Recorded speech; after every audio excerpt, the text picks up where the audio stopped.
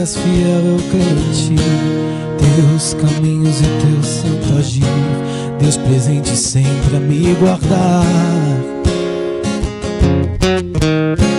Quem sou eu pra poder questionar dos teus planos, como duvidar? Nada posso além de confiar. A minha fé e o meu amor firme, descansarei, confiarei em ti. Mesmo se meus olhos não veem, tu és Deus, sei que tens o melhor para mim. E mesmo se as lágrimas me detêm, tu és Deus, este é o teu melhor para mim. Pai, me ensina a te enxergar e ver que no controle tu estás, que nada nunca é em vão. Essa eternidade vive em mim, certeza de que não perecerei no fim, a esperança em meu coração. Pois nada foge dos planos teu, Senhor. Descansarei, confiarei em ti. Mesmo se meus olhos não veem, tu és Deus, sei que tens o melhor para mim. Mesmo se as lágrimas me detêm, tu és Deus, este é o teu melhor para mim.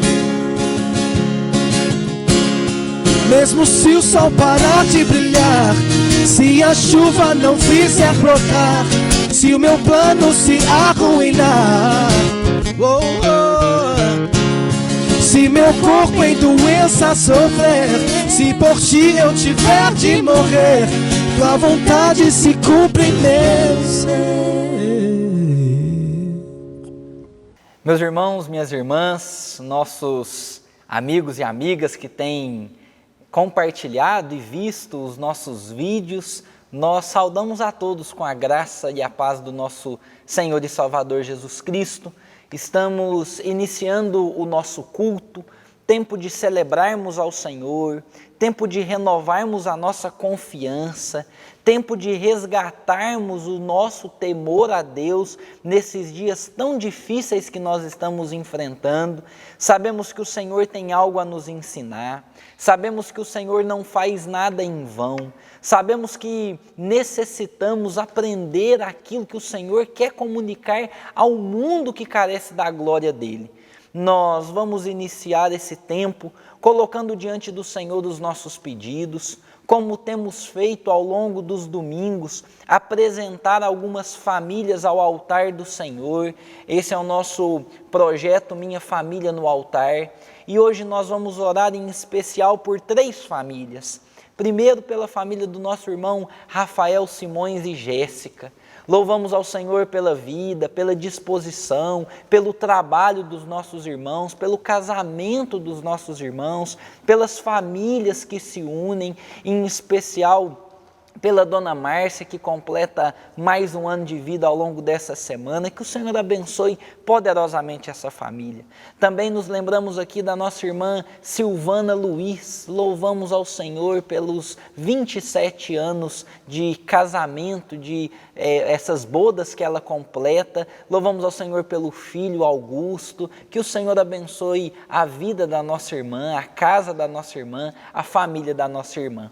E também louvaremos ao Senhor e vamos orar pela vida dos nossos irmãos Eduardo Cacheta, Luciana Cacheta, a pequena Alice. Louvamos ao Senhor também porque eles completam mais um ano de casamento, mais um ano de matrimônio. Que o Senhor esteja com essa família, sustentando o trabalho, a disposição e vida dos nossos irmãos. Do lugar que você estiver, feche os seus olhos, vamos orar ao Senhor em nome de Jesus. Deus bendito, o Senhor é Deus da família. O Senhor tem prazer, ó Deus, em abençoar aqueles que estão ao seu lado. Nos lembramos aqui dessas famílias e apresentamos cada uma delas diante do altar do Senhor. Ó Deus, abençoe a saúde física, a saúde emocional, a vida financeira desses nossos irmãos. Louvamos ao Senhor, ó Pai, pelo casamento desses queridos, que a boa mão do Senhor esteja com eles, suprindo as necessidades, fortalecendo e de igual modo, que a graça do Senhor se estenda a todas as famílias da igreja, que o Senhor continue sendo Deus fiel, Deus presente, derrame sobre eles do teu amor, da tua graça. Lembramos aqui, ó Deus, em especial da vida do nosso irmão Rony, da nossa irmã Carla Maria também. Tem misericórdia dessa família, ó Deus, traga consolo, alento para eles, que eles nesse momento de dificuldade também possam conhecer mais do Senhor, ser edificados pelo Senhor. Abençoe essas famílias para a honra e glória do nome de Cristo Jesus, o Senhor e Salvador nosso. Amém e amém. Nós vamos louvar ao Senhor com um cântico e que no nome do Senhor Jesus essa mensagem cantada também fale ao seu coração.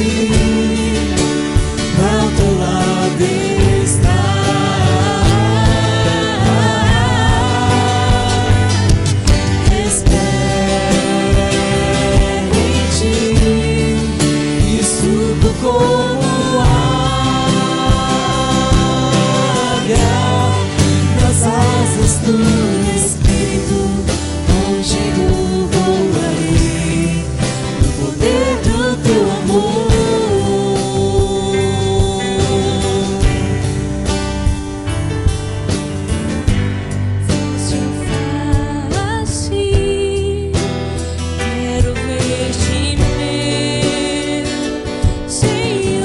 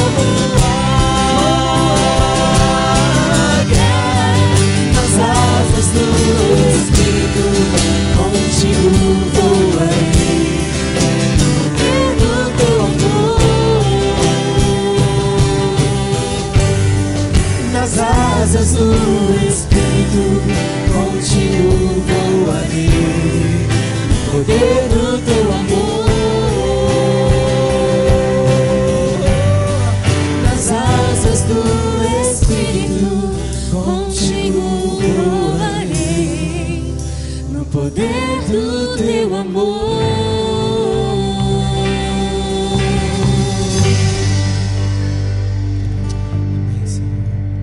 Estamos sendo edificados ao longo desses dias pelas mensagens expositivas no livro de Atos.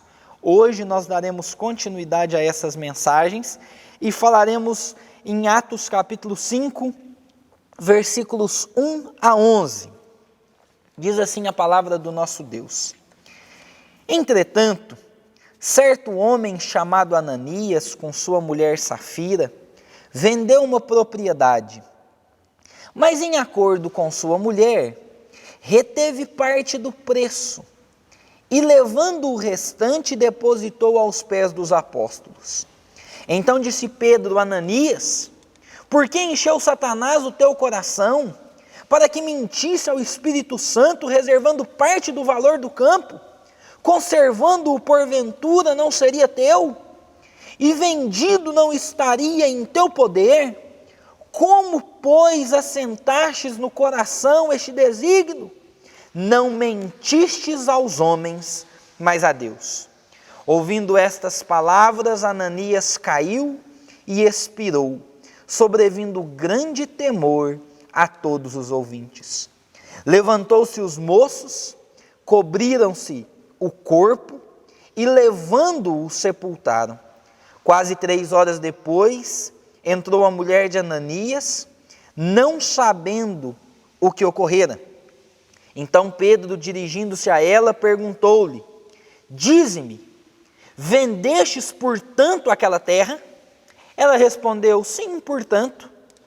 Tornou-lhe Pedro: por que entraste em acordo para tentar o Espírito do Senhor? Eis aí à porta os pés dos que sepultaram o teu marido, e eles também te levarão. No mesmo instante, caiu ela aos pés de Pedro e expirou.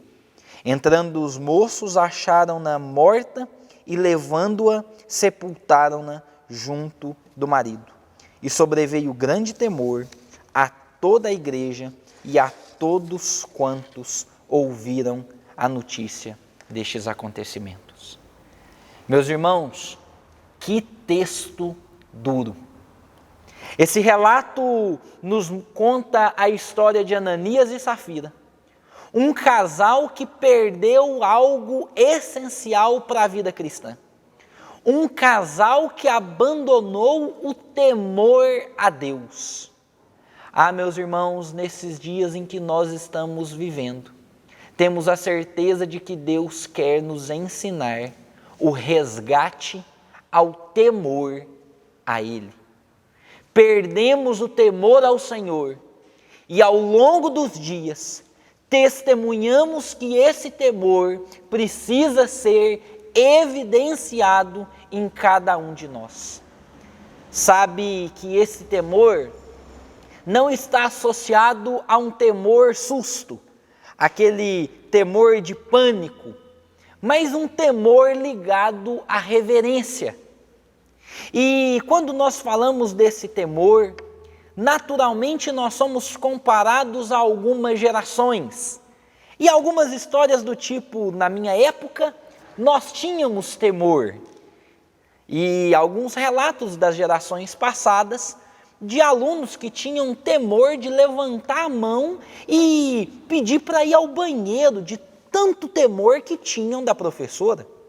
Ou então, de filhos que temiam tanto seus pais que não podiam nem manter um nível de conversa em torno da mesa. Então, algumas gerações passadas zelam por ter mais temor. E de fato, segundo o Mário Sérgio Cortella, essa nova geração que chega é uma geração com falta de temor. E a justificativa dele é a seguinte: talvez essa geração esteja acostumada a ser quem subordina os adultos em casa e por isso falta-lhes temor. Mas eu quero mostrar que a falta de temor não é um problema de geração. A falta de temor é um problema estrutural do ser humano, independentemente da geração que ele viva. Esse relato de Ananias e Safira, dessa falta de temor, nos conecta a um texto do Antigo Testamento. Lembra-se da vida de Acã, Josué capítulo 7, logo depois de que eles haviam conquistado Jericó. Acã se deixa levar por uma capa bonita da Babilônia, por 2,4 kg de prata e por uma barra de 600 gramas aproximadamente de ouro. Ele esconde esse ouro, esconde essa prata, esconde essa capa, enterra debaixo da sua tenda.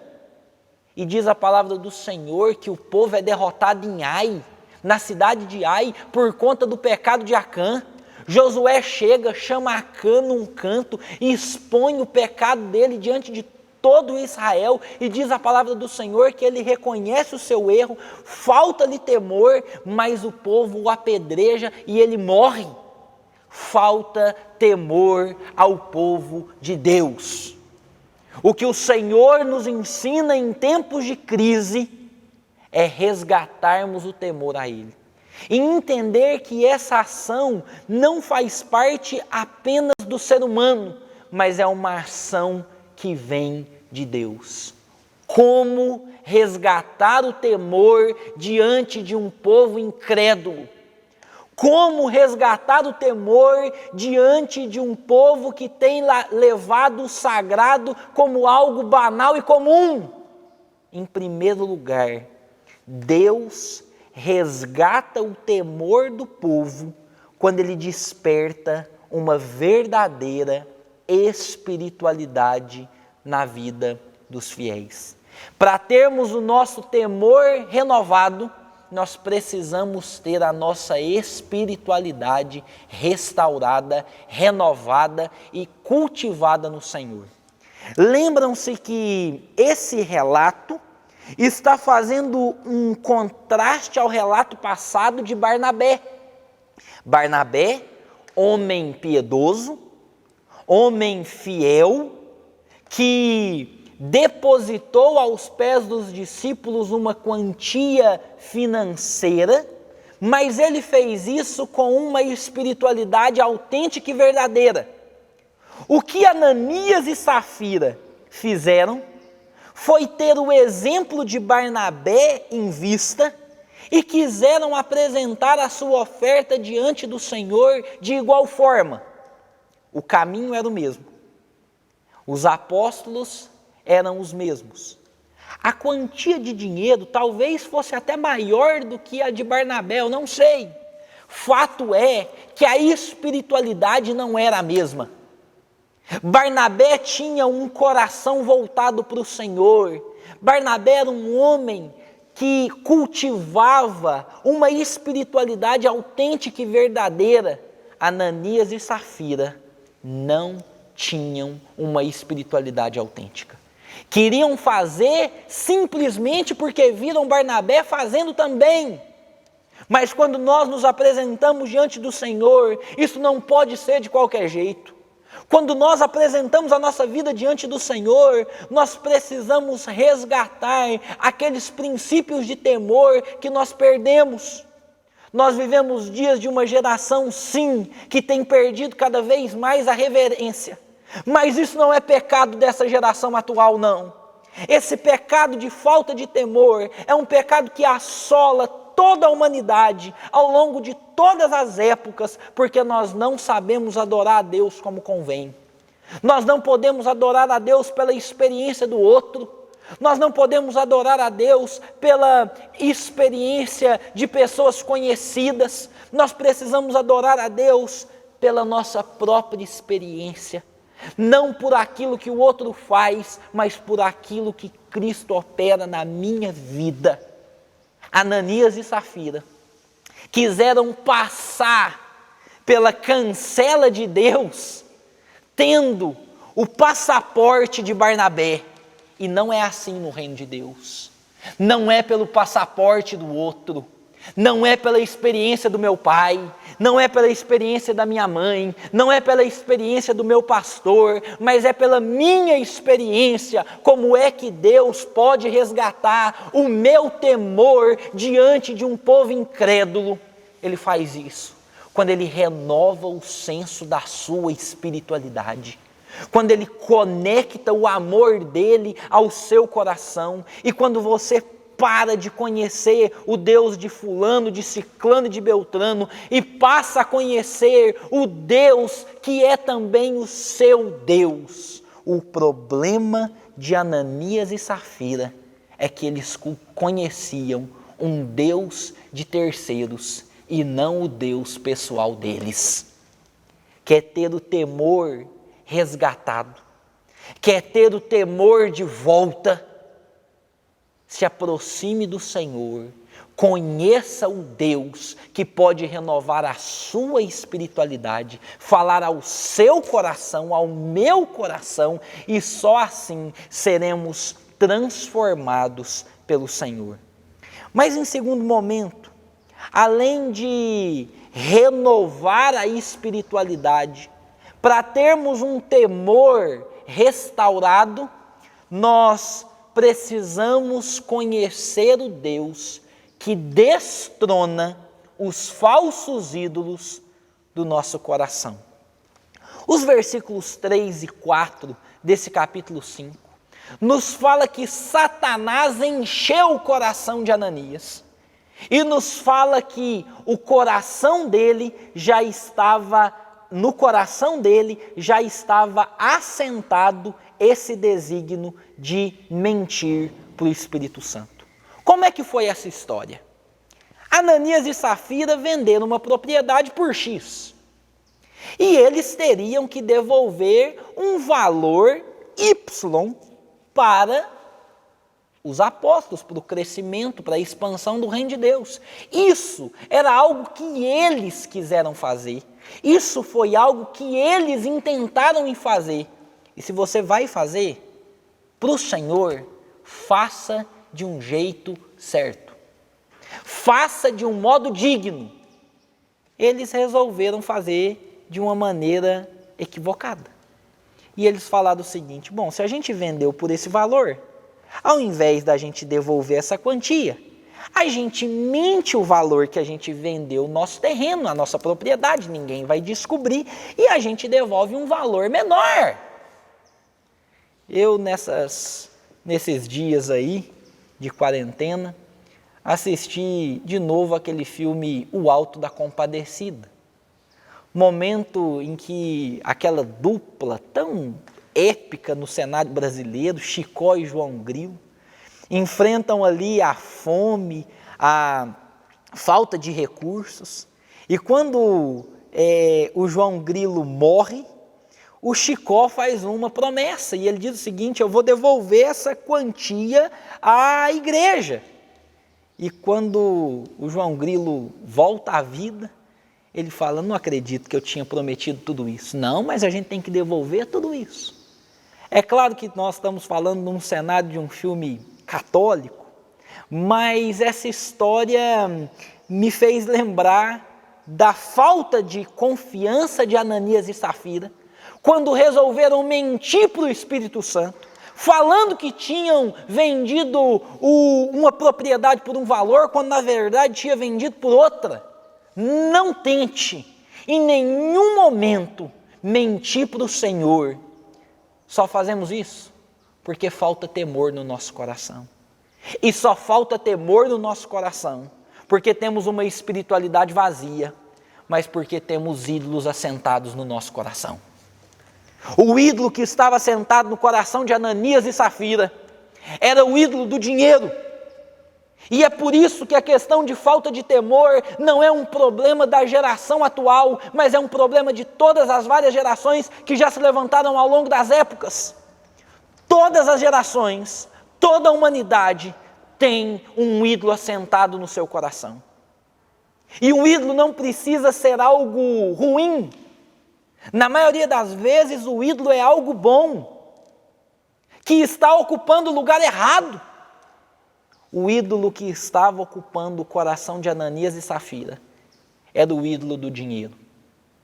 Eles achavam que a única coisa que podiam apresentar para o Senhor era o dinheiro. E a partir do momento que apresentassem uma boa quantia de dinheiro, eles seriam recompensados por aquilo que Deus podia fazer na vida deles. Meus irmãos, o que Deus está nos ensinando nesses dias é que Ele não depende de dinheiro, Ele não depende de sistema econômico, Ele não depende de sistema político. Ele é um Deus acima de todas as coisas e com certeza Ele tem algo a nos ensinar. Diante de uma geração que não tem temor a Deus, Ele quer ensinar a esse povo a tirar do coração um ídolo falso, um Deus falso e recolocar no seu coração a presença verdadeira de Deus. Qual é o ídolo que tem ocupado o seu coração? Qual é a coisa boa que está desequilibrando a sua vida e está ocupando o lugar errado? Descubra qual é o ídolo do seu coração, porque nós precisamos resgatar o nosso temor a Deus. E a gente só vai fazer isso quando nós tivermos uma espiritualidade renovada, quando nós tivermos os ídolos do nosso coração destronados do nosso coração. E em terceiro e último lugar, nós teremos o temor de Deus renovado, quando o próprio Deus impactar uma geração. Diz a palavra do Senhor que quando Ananias oferece aos apóstolos, à igreja do Senhor representada pelos apóstolos, uma quantia mentirosa daquilo que ele havia vendido, ele morre na hora. E os jovens chegam para tirar o corpo do templo. 3 horas depois, chega Safira, esposa, e o apóstolo Pedro pergunta para ela: você vendeu essa propriedade por esse valor mesmo? E ela já estava maquinada com seu marido e ela diz: sim, eu vendi por esse valor mesmo. E ela também morre aos pés dos discípulos. Mas há algo interessante nesse texto. No versículo 5 e no versículo 11, logo depois da morte de Ananias e logo depois da morte de Safira, a palavra de Deus nos fala que houve temor diante de todo o povo. Meus irmãos, Deus usou da morte de Ananias e da morte de Safira para resgatar o temor dele diante de toda aquela geração. Deus também há de resgatar o temor que toda a sociedade precisa ter nele ao longo de tudo que ele está fazendo. A pergunta que fica é a seguinte: pastor, quer dizer então que eu sirvo um Deus cruel? Um Deus que mata para mostrar a sua glória? Um Deus que mata? Um Deus que é injusto? Um Deus que é impiedoso? Meus irmãos, vamos entender uma coisa. O salário do pecado é a morte. Nós costumamos virar a mesa e colocar Deus como o injusto, porque nós esquecemos de reconhecer o poder que o pecado tem na vida do ser humano. Sproul vai nos dizer que quando Deus evidencia esse tipo de situação, o que Ele está fazendo é evidenciando que todo pecado é um ato de traição cósmica, uma tentativa de desentronizar Deus de sua autoridade soberana. Nós esquecemos de olhar para os nossos erros, nós esquecemos de olhar para os nossos pecados e nós atribuímos toda a culpa de tudo que acontece a Deus. Deus é o Senhor da história, Ele é soberano e nada foge aos seus cuidados, mas nós estamos vivendo tudo que nós estamos vivendo por causa das consequências dos nossos pecados. Tudo isso acontece não por um pecado específico, mas por conta daquele pecado original de Adão e Eva, que trouxe separação entre Deus e a humanidade, e a partir daí todo o caos foi instaurado, e nós precisamos resgatar do nosso temor a Deus, precisamos rasgar os nossos corações, precisamos apresentar as nossas vidas diante do Senhor, porque o ser humano é sim mau, é sim injusto, é sim traidor, mas quando nós nos aproximamos do Senhor, em Cristo Jesus, podemos ter uma nova vida. O que mais me assusta nesse texto não é a morte de Ananias e não é a morte de Safira.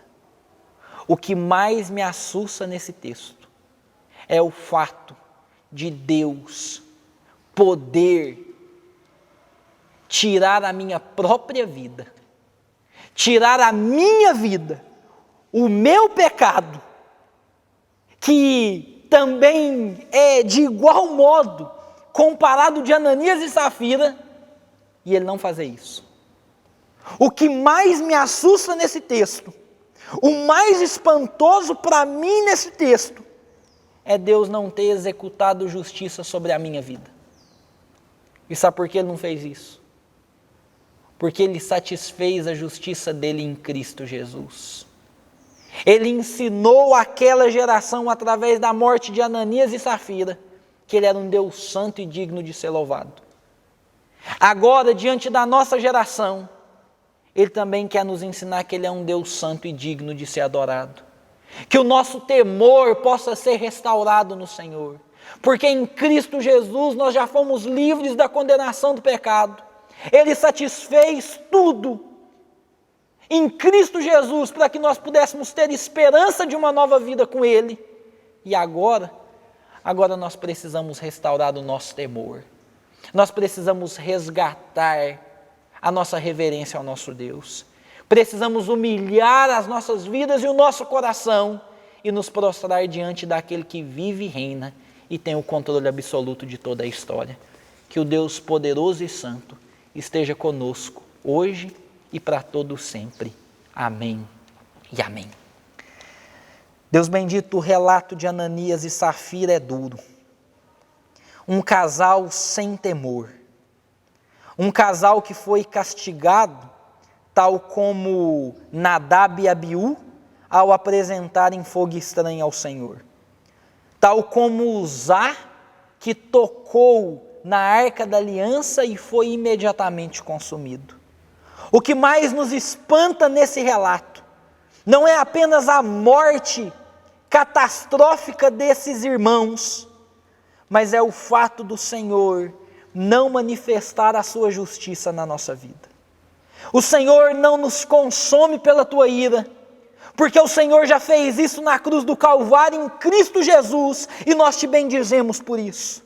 Louvamos ao Senhor porque na cruz o Senhor completou a sua justiça em Jesus, e hoje nós vivemos livres da condenação do pecado, mas nós clamamos ao Senhor para que resgate, para que restaure o nosso temor diante da tua presença, renove a nossa espiritualidade, destrone do nosso coração os nossos falsos deuses, impacte a nossa geração com o temor do Senhor, e que diante de tudo isso que nós estamos vivendo, as pessoas possam reconhecer os seus pecados, as suas injustiças, os seus erros, e confessar diante do Senhor que só o Senhor é digno de receber toda a adoração pelos séculos dos séculos. Esteja conosco e nos ensine nesse tempo. Restaure o nosso temor, restaure a nossa reverência, restaure a nossa convicção de que o Senhor é um Deus santo, santo, santo, imutável e tremendo, e que toda a terra está cheia da tua glória, em Cristo Jesus. Amém e amém. Meus irmãos, que a graça bendita de Deus, o nosso Pai, que o amor do Senhor em Cristo Jesus, que as comunhões e as consolações do Espírito Santo repousem sobre cada um de vós, restaurando o nosso temor hoje e até o dia em que nós veremos ao Senhor face a face como Ele é em Cristo Jesus. Amém e amém. Graças a Deus. Às vezes nós não entendemos os planos e os propósitos do nosso Deus, mas nós podemos ter a certeza, a plena certeza, de que em todas as coisas Ele comanda e Ele continua sendo bom.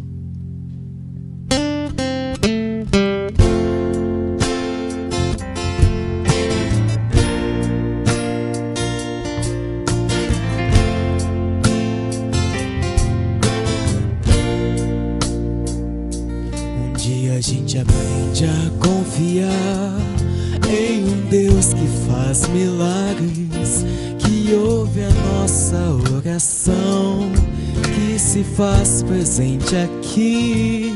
Um dia a gente aprende a dar um passo só de cada vez, mas sem duvidar,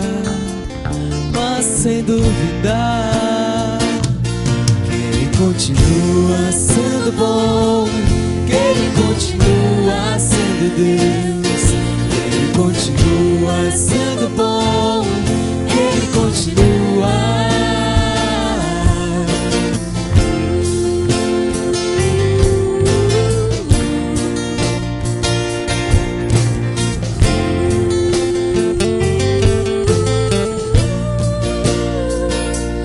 Então chega o dia de viver tudo que se aprendeu e a enxergar até o que não se pode ver. Chega o dia de entender